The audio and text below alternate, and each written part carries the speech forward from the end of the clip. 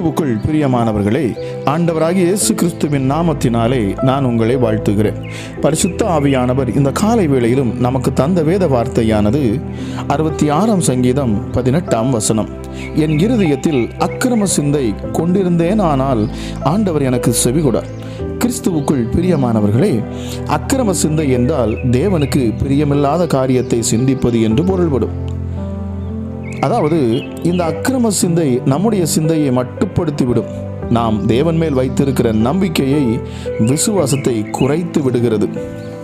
நாம் ஜெபிக்கும் போது மற்றவர்கள் நம்மை குறித்து தவறாக பேசிய வார்த்தைகளையோ அல்லது நம்முடைய வாழ்க்கைக்கு தேவையில்லாத காரியத்தையோ பற்றி சிந்திக்க கூடாது.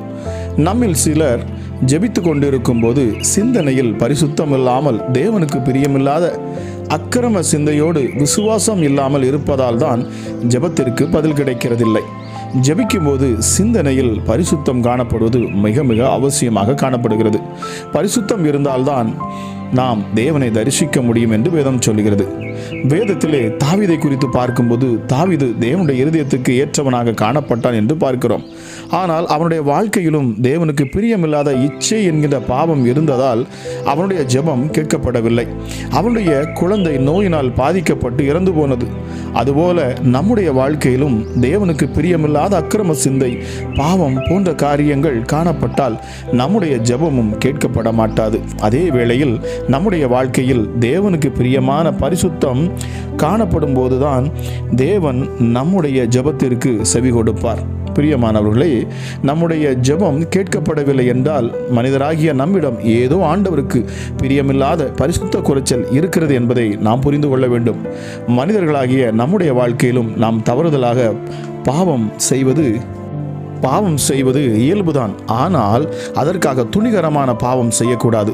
ஒருவேளை நாம் பாவம் செய்துவிட்டால் உடனே பாவத்தை நாம் ஆண்டவரிடம் அறிக்கை செய்து விட்டுவிட வேண்டும். அப்பொழுதுதான் நாம் தேவனுடைய இரக்கத்தை பெற முடியும். ஜெபிக்கலாமா?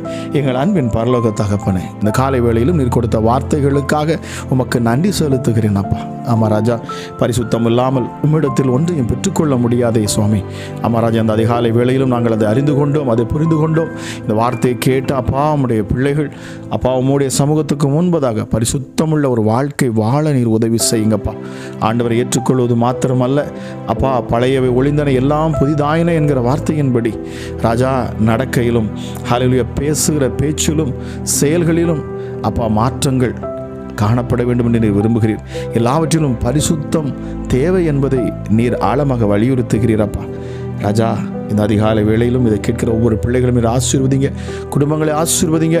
ஆமா ராஜா, சத்துருக்களின் திட்டங்களுக்கு, அவருடைய இஷ்டங்களுக்கு நீர் உடைய பிள்ளைகளை ஒப்பு கொடுக்காதபடி உடைய பிள்ளைகளை பாதுகாத்து வழி நடத்துங்க. இந்த நாள் முழுவதுமாக உடைய பிள்ளைகள் ஆசீர்வாதங்களை பெற்றுக்கொண்டவர்களாய் அப்பா, உடைய மகத்துவமான உடைய கரம் அவர்கள் மேல் அமர்ந்து உடைய பிள்ளைகளை வழி நடத்தி ஆச்சரியமான காரியங்களை நீர் செய்து உடைய பிள்ளைகளை நீர் பிரமிக்க செய்து அப்பா, அளவில்லாத சமாதானத்தை அவர்கள் இருதயத்தில் ஊற்றுவீராக என்று சொல்லி கேட்கிற ஒவ்வொரு பிள்ளைகளையும் ஆசீர்வதித்து ஜெபிக்கிறேன். ஜெபம் கேளும் ஜீவனுள்ள நல்ல பிதாவே.